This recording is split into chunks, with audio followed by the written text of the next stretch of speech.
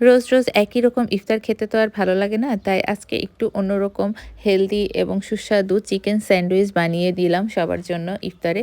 তো চলুন দেখে নিই আমি কিভাবে এই স্যান্ডউইচটা বানালাম। খুব বেশি কিছু কিন্তু লাগবে না। প্রথমে আমাদের লাগবে চিকেন, ডিম আর হচ্ছে ব্রেড। তো ডিমটা অপশনাল, আপনারা চাইলে দিতে পারেন, নাও দিতে পারেন। তো প্রথমেই আমি চিকেনটাকে একটু আদা বাটা, রসুন বাটা আর একটু হচ্ছে কালো গোলমরিচের গুঁড়া দিয়ে মেরিনেশন করে রেখেছিলাম 15 থেকে 20 মিনিট।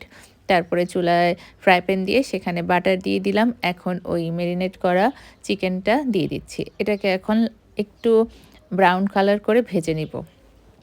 এটাতে প্রথমে একটু পানি উঠতে পারে, তারপরে কিন্তু নাড়া দিতে দিতে এটা একদম ব্রাউন কালার হয়ে আসবে, তখন আমি নামিয়ে নিব।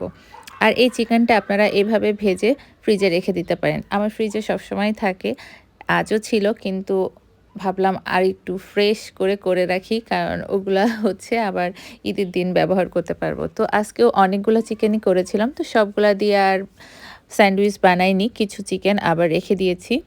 তো বেশি করে করে রাখলে হয় কি, হঠাৎ গেস্ট আসলো বা খুব তাড়াতাড়ি কিছু খেতে ইচ্ছা হলো, তখন আর এই কষ্টটা করা লাগে না। মেরিনেশন করে তো অ্যাটলিস্ট 15-20 মিনিট রাখাই লাগে। তো এই সময়টুকু আপনার হাতে বেঁচে যায়। তো এই দেখেন কথায় কথায় আমার চিকেনগুলা কিন্তু এই যে পানি শুকিয়ে আস্তে আস্তে লালচে আকার ধারণ করছে। লালচে মানে ব্রাউনিশ আকার, এত লাল তো আর হয় না, একটু ব্রাউন ব্রাউন কালার করে ভেজে নিব।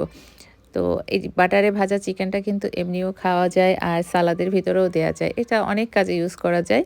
তো আপনারা এটা করে রাখতে পারেন। এই যে আরেকটা ডিম সিদ্ধ করে সেটা কুচি করে কেটে দিয়েছি।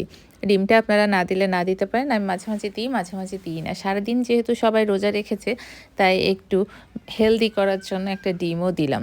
চিকেনের সাথে ডিমটাও থাকুক। আর দিয়ে দিচ্ছি ক্যাপসিকাম কুচি আর শসা কুচিয়ে নিয়েছি। এগুলো দিয়ে এখন আমি স্যান্ডউইচটা বানাবো। এর মধ্যে আমি আবার দিব হচ্ছে আরও কিছু উপাদান। এখানে ব্রেডগুলো আমি 4 কোণাটা কেটে নিয়েছি। আপনি না কাটলেও চলে, কিন্তু আমি কেটে নিলে জিনিসটা দেখতে সুন্দর হয় আর খেতেও ভালো লাগে। অনেক সময় ওই বাইরের মোটা অংশটা খেতে ভালো লাগে না। তো আমি এখন এটাকে মাখাবো। প্রথমেই মেয়োনেজ দিয়ে দিচ্ছি। এখানে আমি গার্লিক মেয়োটা দিয়েছি। যেকোনো মেয়োনেজ দিলেই হবে। ঘরে বানানো মেয়োনেজ দিলে সবচেয়ে ভালো হয়। আমার আসলে রোজা থেকে ইচ্ছা করছিল না আর ঘরে মেয়োনেজ বানাতে। এগুলোই তো বেশ প্রসেস। তাছাড়া আরও খাবার-দাবার রান্না আছে। একটু কষ্ট হয়ে যাচ্ছিল। যাই হোক, ঘরে থাকা মেয়োনেজ দিলাম। আর এখানে দিয়ে দিচ্ছি গ্রিন চিলি সস।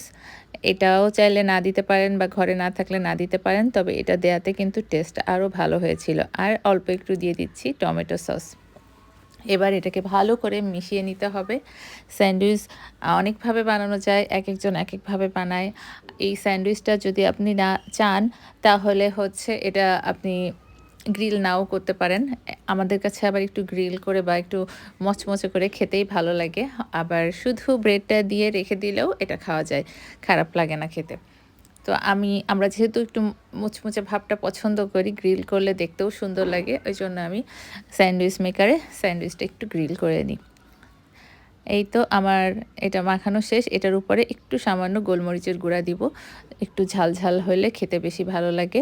আপনারা না চাইলে না দিতে পারেন। আবার অনেকে একটু চিনিও দেয়। বাট আমাদের ব্রেডটা ছিল মিল্ক ব্রেড।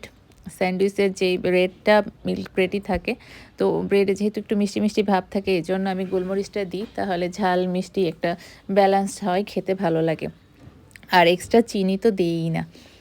এই তো মাখানো শেষ। এখন ব্রেডের ভিতরে দিব। একটা ব্রেডের উপরে দিয়ে আরেকটা ব্রেড দিয়ে ঢেকে দিব। এটা খুব ইজি প্রসেস। সারাদিন রোজা রাখার পরে এই স্যান্ডউইচটা খেতে কিন্তু খুবই ভালো লেগেছিল। তাছাড়া এটা খুবই হেলদি একটা খাবার। প্রোটিনের চাহিদা, তারপরে একটু সবজিও ছিল। সবকিছু মিলায়ে এই স্যান্ডউইচটা কিন্তু একটা বেস্ট আইটেম ছিল। সারাদিন রোজা রেখে যখন এই স্যান্ডউইচটা আমরা সবাই খেয়েছি, সত্যিই সবার খুবই ভালো লেগেছে আর পেটের তো কোনো সমস্যা হয়নি আল্লাহর রহমতে। এটা খুবই মজার একটা ইফতার আইটেম হতে পারে। বাট আমরা তো সবসময় একই জিনিস খাই। ভাজা পোড়াটাই আমাদের অভ্যস্ত, ওইটা খেতেই ভালো লাগে রোজার মাসে। তারপরেও যখন ৩-৪ দিন খাবেন, তারপরে যখন একটু চেঞ্জ আনার দরকার হবে, তখন এই স্যান্ডউইচটা খেতে পারেন। স্যান্ডউইচটা যেমন হেলদি হবে, তেমনি হচ্ছে এটা খুব উপকারীও হবে। মানে খেতেও ভালো লাগবে আরকি। এই যে আমি আমার স্যান্ডউইচ মেকারে একটু বাটার দিয়ে দিয়েছি। বাটার এই পাশেও দিয়েছি, ঢাকনার উপরেও দিয়েছি। দিয়ে এখন আমি স্যান্ডউইচ মানে ব্রেড ২ টা বসাই দিচ্ছি পুর দিয়া।